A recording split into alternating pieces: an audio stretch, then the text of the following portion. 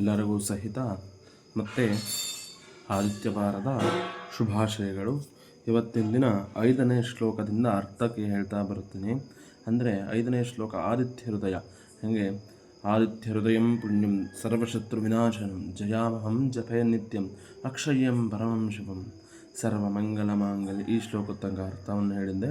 ಮುಂದಿನ ಶ್ಲೋಕದ ಅರ್ಥವನ್ನು ಹೇಳ್ತಾ ಬರ್ತೀನಿ. ಅದೇ ರೀತಿ ಏನಕ್ಕೋಸ್ಕರ ಆದಿತ್ಯ ಹೃದಯ ಬಂತು ಅಂತ ಹೇಳಿದೆ ಆ ಹಿಂದಿನ ಇದರಲ್ಲಿ. ಯಾರು ನೋಡಿಲ್ಲ ಅದನ್ನು ನೋಡಿ. ಸರ್ವಮಂಗಲ ಮಾಂಗಲ್ಯಂ ಸರ್ವಶತ್ರು ವಿನಾಶನಂ ಸರ್ವಮಂಗಲ ಮಾಂಗಲ್ಯಂ ಸರ್ವಪಾಪ ಪ್ರಣಾಶನಂ ಚಿಂತಾಶೋಕ ಪ್ರಶಮನಂ ಆಯುರ್ವರ್ಧನಮುತ್ತಮಂ ರಶ್ಮಿವಂತಂ ಸಮುದ್ಯಂತಂ ದೇವಾಸುರ ನಮಸ್ಕೃತಂ ಪೂಜಯಸ್ವ ವಿವಸ್ಕಂದಂ ಭಾಸ್ಕರಂ ಭುವನೇಶ್ವರಂ ಸರ್ವದೇವಾತ್ಮಕೋ ಹೇಷಃ ತೇಜಸ್ವಿ ರಶ್ಮಿಭಾವನಃ ಏಷ ದೇವಸುರಗಣಾನ್ ಲೋಕಾನ್ ಪಾದಕಪಸ್ಥಿಭಿಃ ಏಷ ಬ್ರಹ್ಮ ಚ ವಿಷ್ಣುಶ್ಚ ಶಿವಸ್ಕಂದ ಪ್ರಜಾಪತಿಃ ಮಹೇಂದ್ರೋ ದಂದಃ ಕಾಲೋ ಯಮಃ ಸೋಮೋ ಹ್ಯಪಾಂಪತಿಃ ಪಿತರೋ ವಸವಸ್ಸಾಧ್ಯ ಅಶ್ವಿನೋ ಮರುತೋ ಮನುಃ ವಾಯುರ್ಮನ್ಯಃ ಪ್ರಜಾಪ್ರಾಣ ಋತಕರ್ತಃ ಪ್ರಭಾಕರಃ ಆದಿತ್ಯಃ ಸವಿತಃ ಸೂರ್ಯೋ ಖಗಃ ಪೂಷೋ ಗಭಸ್ತಿವ ಸುವರ್ಣಸದೃಶೋ ಭಾನಃ ಸ್ವರ್ಣರೇತೋ ದಿವಾಕರಃ. ಇಲ್ಲಿಗೆ ಶ್ಲೋಕ ಮುಗಿಯುತ್ತೆ. ಏನಂತ ಹೇಳುತ್ತೆ? ಸರ್ವಮಂಗಲ ಮಾಂಗಲ್ಯಂ ಸರ್ವಪಾಪ ಪ್ರಣಾಶನಂ ಚಿಂತಾಶೋಕ ಪ್ರಶಮನಂ ಆಯುರ್ವರ್ಧನಮುತ್ತಮಂ. ಎಲ್ಲ ಮಂಗಳ ಕಾರ್ಯಕ್ಕೂ ಸೂರ್ಯದೇವ ಅಧಿದೇವತೆ. ಸರ್ವಮಂಗಲ ಮಾಂಗಲ್ಯಂ ಸರ್ವಪಾಪ ಏನೇನು ಪಾಪ ಇದ್ದರೂ ದುಃಖ ಆಯುಷ್ಯ ಅಭಿವೃದ್ಧಿ ಆಗಲಿ ಅಂದರೆ ಈ ಶ್ಲೋಕದ ಅರ್ಥ. ಏನೇ ಒಂದು ರೀತಿ ತಾಪತ್ರಯ ಸರ್ವಮಂಗಲ ಮಾಂಗಲ್ಯಂ ಸರ್ವಪಾಪ ಪ್ರಣಾಶನಂ ಚಿಂತಾಶೋಕ ಪ್ರಶಮನಂ ಆಯುರ್ವರ್ಧನಮುತ್ತಮಂ ಅಂದರೆ ಆಯುಷು ಧನ ಎಲ್ಲ ವೃದ್ಧಿಯಾಗಲಿ ಅಂತ ಈ ಶ್ಲೋಕದ ಅರ್ಥ. ರಶ್ಮಿಮಂತಂ ಸಮುದ್ಯಂತಂ ದೇವಾಸುರ ನಮಸ್ಕೃತಂ ಪೂಜಯಸ್ವ ವಿವಸ್ಕಂದಂ ಭಾಸ್ಕರಂ ಭುವನೇಶ್ವರಂ. ಅಂದರೆ ಎಲ್ಲ ಕಿರಣಗಳು ಸೂರ್ಯನ ಒಂದು ತೇಜಸ್ಸು ಉದಯಿಸ್ತಿರುತ್ತಿನ ಆ ಇದನ್ನು ನೋಡಿಕೊಂಡು ಆದಿತ್ಯ ಹೃದಯವನ್ನು ಪಠನೆಯನ್ನು ಮಾಡಿ ಅಂತ. ಅಂದರೆ ಏನು ಹೇಳುತ್ತೆ?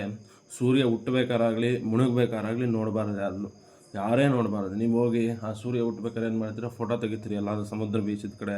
ಆ ಥರ ಎಲ್ಲ ಮಾಡಬಾರ್ದು, ಶಾಸ್ತ್ರ ಒಪ್ಪಲ್ಲ. ಸೂರ್ಯ ಏಕಾಕಿ ಚರತಿ ಚಂದ್ರಮ ಜಾಯತೆ ಪುನಃ. ಅಂದರೆ ಆ ಸೂರ್ಯ ಹುಟ್ಟಬೇಕಾದ್ರೆ ನಮ್ಮ ಪಾಪಗಳನ್ನೆಲ್ಲ ತೊಗೊಂಡು, ಅಂದರೆ ನಮ್ಮ ಹುಟ್ಟಬೇಕಾದ್ರೆ ಯಾರು ನೋಡ್ತಾರೋ ತಮ್ಮ ಪುಣ್ಯ ನಶಿಸಿ ಹೋಗುತ್ತಂತೆ. ಅದೇ ರೀತಿ ಮುಳುಗಬೇಕಾರೋ ಅಷ್ಟೇ, ಯಾರು ಹೋಗಿ ಫೋಟೋ ತೆಕ್ಕೊಳೋದು ಆ ಥರ ಎಲ್ಲ ಮಾಡ್ತಾರೋ ಅದು ಶಾಸ್ತ್ರ ಒಪ್ಪಲ್ಲ. ಅದನ್ನು ಇನ್ನೊಂದು ದಿನ ಅದ್ರ ಬಗ್ಗೆ ನಾನು ಚರ್ಚೆ ಮಾಡ್ತೀನಿ. ಇವಾಗ ಬಂದು ಆ ಕಿರಣಗಳನ್ನು ನೋಡ್ತಾ ಹೇಳಿದ್ರೆ ಆದಿತ್ಯ ಹೃದಯವನ್ನು ಅತ್ಯುನ್ನತವಾದ ಫಲ. ರಶ್ಮಿಮಂತಂ ಸಮುದ್ಯಂತಂ ದೇವಾಸುರ. ಅಂದರೆ ಆ ಕಿರಣಕ್ಕೆ ನಮಸ್ಕಾರ ಮಾಡಬೇಕಂದ್ರೆ ಇನ್ನೂ ಆಗ್ತಾನೆ ಹುಟ್ಟಿರ್ತಾನೆ. ಹುಟ್ಟಬೇಕಾದ್ರೆ ನಾವು ಹೋಗ್ಬಾರ್ದು, ಹುಟ್ಟಿರ್ತಾನೆ ಸೂರ್ಯದೇವ. ಆ ಸಮಯದಲ್ಲಿ ಹೋಗಿ ಆದಿತ್ಯ ಹೃದಯವನ್ನು ಮಾಡಬೇಕು. ಸರ್ವದೇವಾತ್ಮಕೋ ಹೇಷಸ್ತೇಜಸ್ವಿ ರಶ್ಮಭಾವನಃ ಏಷ ದೇವಸುರಗಣಾನ್ ಲೋಕಾನ್ ಪಾದಿಗಭಸ್ತಿಭಿಃ. ಇವನ ತೇಜಸ್ಸು, ಅದೇ ರೀತಿ ರಶ್ಮಿಗಳು, ಇತರೆ ದೇವತೆಗಳು ಮತ್ತು ಅಸುರ ಯುದ್ಧಗಳು ನಡೀತಿರುತ್ತಲ್ಲ, ದೇವತೆಗಳಿಗೆ ಅನುಕೂಲವಾಗಿರ್ತಾನೆ ಸೂರ್ಯದೇವ. ಅದೇ ರೀತಿ ಅಸುರಿಗೆ ಅನಾನುಕೂಲ ಮಾಡ್ತಿರ್ತಾನೆ. ಅದಕ್ಕೋಸ್ಕರ ಅಲ್ವಾ ಸೂರ್ಯಚಂದ್ರನಿಗೆ ರಾಹುಕೇತು ಕಾಣೋದು, ಬೇರೆ ಇನ್ಯಾರಿಗೂ ಕಾಣಲ್ಲ. ಅಮೃತಪಾನ ಮಾಡ್ತಿದ್ದಾನೆ ಅಂತ ಹೇಳಿ ರಾಹುಗೆ, ಅಂದರೆ ಆ ರಾಹುಕೇತು ಅನ್ನೋರು ಇಬ್ಬರು ಒಂದೇ ದೇಹದಲ್ಲಿರ್ತಾರೆ. ಆ ರಾಹುನ ಸುದರ್ಶನ ಚಕ್ರದಿಂದ ಛೇದನೆ ಮಾಡಿದಾಗ 2 ಭಾಗ ಆಗೋಗುತ್ತೆ. ಆ ರಾಹುಕೇತು ಸೂರ್ಯಚಂದ್ರನಿಗೆ ಮಾತ್ರ ಕಾಣೋದು. ಆವಾಗ ರಾಹುಕೇತು ಶಾಪ ಕೊಡ್ತಾರೆ. ಏನು?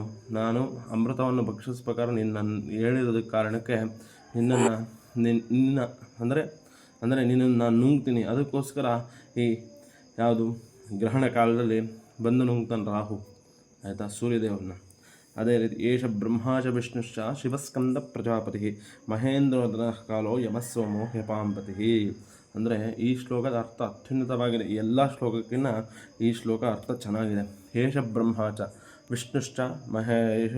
ವಿಷ್ಣುಶ್ಚ ಶಿವಸ್ಕಂದ ಪ್ರಜಾಪತಿ.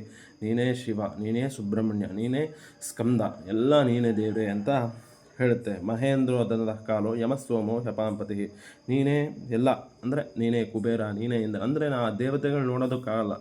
ಅಗ್ನಿದೇವನ ಮುಖಾಂತರ ನಾ ಆಹುತಿಯಾಗಿ ಕಳಿಸ್ಬೋದು. ಆದರೆ ಸೂರ್ಯನಲ್ಲಿ ಪ್ರಾರ್ಥನೆಯನ್ನು ಮಾಡಿದ್ರೆ ಅವನು ಹೊಗಳ್ತಾ ಇರೋದು ಸೂರ್ಯದೇವನ ನಾವು. ಏಷ ಬ್ರಹ್ಮ ಚ ವಿಷ್ಣುಶ್ಚ ಶಿವಸ್ಕಂದ ಪ್ರಜಾಪತಿ ಮಹೇಂದ್ರೋದನ ಕಾಲೋ ಯಮಃ ಸೋಮೋ ಹ್ಯಪಾಂಪತಿ. ನೀನೇ ಕುಬೇರ, ನೀನೇ ದನಕಾರಕ. ಅಂದರೆ ಈ ಆದಿತ್ಯ ಹೃದಯದ ಅರ್ಥ ಹಂಗಿದೆ. ಏನಂತ? ಹೇಷ ಬ್ರಹ್ಮ ಚ ವಿಷ್ಣು ಶಿವ. ಆದಿತ್ಯ ಹೃದಯ ಪಠನ ಮಾಡೋದ್ರಿಂದ ಧನ ಕನಕ ಎಲ್ಲವನ್ನೂ ಇದಾಗುತ್ತೆ.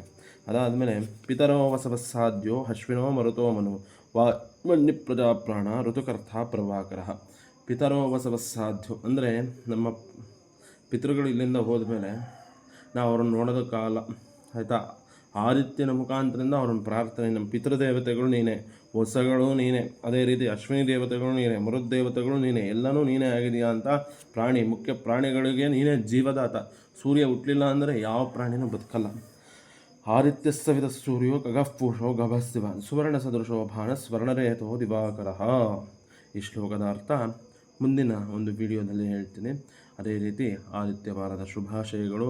ಅದೇ ರೀತಿ ಸೂರ್ಯದೇವನಲ್ಲಿ ಎಲ್ಲರೂ ಆರೋಗ್ಯವನ್ನು ಕೊಡಬೇಕು ಅಂತ ಎದ್ದು ಪ್ರಾರ್ಥನೆಯನ್ನು ಮಾಡ್ಕೊಳ್ಳಿ. ದಿನ ಬೆಳಗ್ಗೆ ಎದ್ದುಬಿಟ್ಟು ಸೂರ್ಯನಾರಾಯಣನಲ್ಲಿ ಏನಂತ ಪ್ರಾರ್ಥನೆಯನ್ನು ಮಾಡಬೇಕು, ಎದ್ದಿದ್ದ ಕೂಡಲೇ ಸೂರ್ಯದೇವನೇ ನಿನ್ನಿಂದ ಆರೋಗ್ಯಕ್ಕೆ, ನಿನ್ನಿಂದ ನಮಗೇನೇ ಒಂದು ರೀತಿ ತೊಂದರೆ ಆಗ್ದಂಗಿರಲಿ, ನಮಗೆ ಉತ್ತಮ ಆರೋಗ್ಯ ಬೇಕು ಅಂತ ಪ್ರಾರ್ಥನೆಯನ್ನು ಮಾಡಬೇಕು ಸೂರ್ಯದೇವನಲ್ಲಿ ಎದ್ದಿದ್ದ ಕೂಡಲೇ.